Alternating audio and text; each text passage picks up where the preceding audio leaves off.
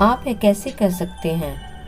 इस बात में कोई दुखी नहीं है, रायना ने फॉर्मली कहा। सबके चेहरे अगर मगर और असहमति की मुद्राओं में भड़क उठे, पर कोई कुछ कहता इससे पहले ही वो बिल्कुल नरम हो गई। ओके सॉरी गाइस, चलिए मैं अपनी बात को प्रूफ करती हूँ। उसके बाद रायना ने वो प्रेजेंटेशन स्टार्ट कर दिया जो वो घर से बना कर लाई थी। सब एक बार फिर उसके लॉजिक के फैन हो गए। रायना हमेशा ऐसा ही करती थी। जिस प्रोजेक्ट या प्रोजेक्टर की किसी बात पर उसे लोगों की राय उससे अलग होना तय लगता, उस पर अपने सभी लॉजिक और उन्हें प्रूफ करता हुआ प्रेजेंटेशन पहले ही बना लाती थी। धीरे धीरे सब मान जाते थे, सिर्फ ऋषि ही अंत तक बहस करता रहता था। उसके लॉजिक भी एकदम सॉलिड हुआ करते थे। फिर वो इस ब्रांच का हेड भी था। कुछ भी गलत हुआ तो जिम्मेदारी तो उसी पर आनी थी, इसीलिए उसका हर झुकाव को ठोक बजाकर देख लेना बनता भी था। इसी तरह तो प्यार हुआ था उनका। पहली बार जब रायना से बहस हुई और अंत में सहमत हुआ तो उससे तभी तो उसे लगा था कि कुछ तो है इस लड़की में। पहला खिंचाव रायना की ओर तभी महसूस किया था उसने, जब रायना का पॉइंट हेड बॉस को पसंद आ गया और उस प्रोजेक्ट का बड़ी तारीफों के साथ अप्रूवल मिल गया। उसी दिन खुशी के मौके पर एक जादू की झप्पी दे डाली थी उसने रायना को, लेकिन रायना की बॉडी लैंग्वेज से झलकता गुस्सा देखकर तुरंत संभल गया था। ऋषि, आई एम एक्सट्रीमली सॉरी, मैं भूल गया था कि तुम लड़की हो। दरअसल हम सभी हैं विजुअल हैं। अप्रूवल मिल जाने पर इस तरह सॉरी अगेन। वो तब तक सॉरी बोलता रहा जब तक रायना उसकी हड़बड़ाहट पर मुस्कुरा नहीं दी। वक्त के साथ उनका खिंचाव लगाव में और लगाव प्यार में बदल गया। इजहार हुआ और पिछले 2 सालों से दोनों रिलेशनशिप में हैं। ब्रांच 4 गुनी बड़ी हो चुकी है, एम्प्लॉयज भी 4 गुना बढ़ चुके हैं, पर ऋषि अभी भी हेड बॉस है और रायना अभी भी दूसरी पोजीशन पर। शहर की सबसे बड़ी और हेड ब्रांच बन जाने के बाद भी बाहर से कोई अधिक अनुभवी न बुलाया जाकर ऋषि और रायना का ही अपनी पोजीशन पर रहना उनके 4 प्रमोशंस जैसा है। आज रायना ने ऋषि की फेवरेट फॉन कलर की जीन्स और रस्ट कलर का टॉप पहना है। कानों में रस्ट कलर के प्लास्टिक के बड़े हुप्स हैं और ऊंची कसी हुई पोनी। चेहरे पर हमेशा की तरह वही नो मेकअप लुक। एक हाथ में घड़ी और एक में ब्रेसलेट का वही सेट जो ऋषि ने उसे वैलेंटाइन डे पर गिफ्ट किया था। वो रायना को बता चुका है कि वो अपनी इस सज्जा में उसे सबसे अच्छी लगती है। जब से रायना को पता चला है कि रस्ट कलर ऋषि का फेवरेट है, वो ज्यादातर इसी कलर में नजर आती है, लेकिन आज रायना कुछ ज्यादा ही सुंदर लग रही है। Any more question? सबने तालियां बजा दी, पर ऋषि का एक डाउट अभी बचा था। उसे ये समय अप्रोप्रिएट नहीं कर रहा था। जब उसने कारण बताया तो सबके चेहरे पर लिख गया कि उनका ध्यान भी उधर गया है। सबने उसे डिट्टो किया और रायना एक बार फिर शुरू हो गई। कुछ वाक्यों में ही ऋषि संतुष्ट हो गया, लेकिन रायना सबकी ओर बारी बारी से देखकर बोले जा रही थी। ओके ओके, मैं समझ गया, हम इसे अलग सेशन में शुरू करेंगे। ऋषि ने बात खत्म करने के अंदाज में कहा, पर जो लोग रायना की ओर देख रहे थे, उसकी बातों में शामिल थे, वो उन्हें देखते हुए बोलती रही। कहा ना अगले सेशन में बात करेंगे।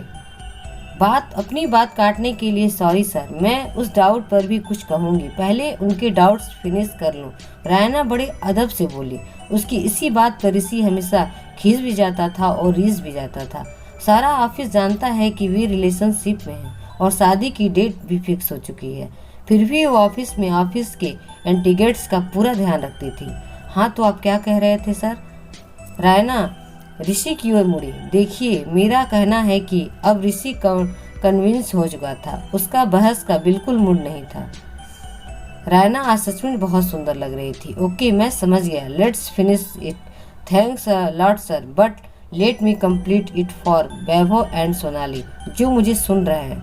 उफ, रायना तो लगता है पूरी थीसिस तैयार करके लाई है। लगता है लगातार बोलती रायना को देखकर ऋषि कुछ खींचा और कुछ उस पर रिझा सा उसके नजदीक आया। उसका चेहरा दोनों हाथों में पकड़कर और उसके होठों पर अपने होठ रखकर चूसने लगा, तब तक जब तक रायना ने उसे धक्का नहीं दे दिया। रायना का चेहरा शर्म और गुस्से से लाल था। ऐसा लगा उसके होठों पर एक सैलाब उमड़ आया है, जो शब्दों का रास्ता न मिलने के कारण चेहरे पर ही जम गया है। कुछ देर वो आवेश में कांपती रही, फिर हाथ झटक कर वहां से चली गई। रायना और ऋषि की बोलचाल केवल प्रोफेशनल बातों तक सीमित हो गई है। उस दौरान भी उनके चेहरे पर कोई भाव नहीं होता। रायना अपनी तरफ से ऋषि से ब्रेकअप ले चुकी है। ऋषि अभी भी उसे मनाने की कोशिश में है, पर उसे यही नहीं समझ आ रहा है कि उसकी गलती क्या है। उसने पहली बार तो रायना को किस नहीं किया, न ही पहली बार पब्लिक के सामने रोमांटिक हुआ है। फिर रायना को गुस्सा किस बात का है, और यही कहकर वो उसे मनाने की कोशिश कर रहा है। उसने तो निधि के सुझाव पर माहौल हल्का करने के लिए ऑफिस में डिबेट भी रखा। पब्लिक प्लेस पर रोमांटिक हरकतें करना सही है या गलत, ये विषय डिबेट का नहीं, पर्सनल थिंकिंग का है, कहकर रायना चेहरा झटक कर चली गई। ये ऑफिस का सबसे हॉट टॉपिक हो गया। हर इंसान अपने अपने ढंग से रायना और ऋषि में से किसी एक को गलत ठहरा रहा है, पर कभी कभी बातें रायना के कान में पड़ जाती हैं तो उसे गुस्सा का धड़कता लावा और गर्म हो जाता है, क्योंकि ज्यादातर लोग उसे ही गलत ठहरा रहे हैं। उनकी नज़र में छोटी सी बात का बतंगड़ बनाकर वो अपनी ही किस्मत को ठोकर मार रही है। सम्यक और दीप्ति तो सामने से समझा चुके हैं। देखो, इस ब्रांच का डिस्ट्रिक्ट लेवल की ब्रांच बनना तय हो चुका है और ऊपर के बॉस ऋषि को डिस्ट्रिक्ट लेवल का बॉस बनाना तय कर चुके हैं, और तुम्हें इस ऑफिस का बॉस बनाने पर बात चल रही है। ऐसे में तुम लोगों की अनबन। रायना एक ठंडी सांस लेकर रह जाती। उन्हें क्या मालूम है कि इन सब बातों से ऊपर है कि वो ऋषि का प्यार खो रही है। उसे पता है ऋषि उसे बेतहा प्यार करता है, और वो भी इसीलिए वो इसे खोना नहीं चाहती। पर उसका फर्म डिसीजन है कि औरतों को अपनी जायदाद मानने की सोच और बेतहा प्यार अगर एक पैकेज से मिले तो वो पैकेज उसे नहीं चाहिए। माँ ने उसकी उम्मीद के विपरीत उसे ब्रेकअप न करने का कोई उपदेश नहीं दिया, बस एक वाक्य सुनाया, मुझे बेडरूम में तेरे पिता की बहुत सी बातें बिल्कुल पसंद नहीं आती थी, पर मैं संकोच में कुछ कह नहीं पाती थी। सालों बाद एक दिन मैं गुस्सा गई, बहुत कुछ सुनाने के बाद। जब मैंने कहा कि उन्होंने कभी मुझसे मेरी पसंद क्यों नहीं पूछी, तो उन्होंने बड़ी मासूमियत से सॉरी के साथ जवाब दिया। मुझे किसी ने नहीं बताया था कि मुझे पत्नी से पूछना भी चाहिए, पर तुमने ही क्यों नहीं बताया दिया। वाक्य सुनकर रायना सोच में पड़ गई। माँ ने थोड़े में बहुत कह दिया था। ऋषि ने उसे मनाने की कोशिश की तो है कई बार। काश एक बार वो रायना के गुस्से की वजह समझकर उसे मनाता, अपने किए पर सच्ची शर्मिंदगी महसूस करके उसे मनाता, तो शायद इसी उम्मीद से रायना आज ऋषि के बुलाने पर कैफे में आ गई। आई एम सॉरी, छोटा सा वाक्य, बट इट्स नॉट राइट, उतना ही छोटा उत्तर। बट वाई, सच कह रहा हूँ, तुम पर प्यार आ गया था।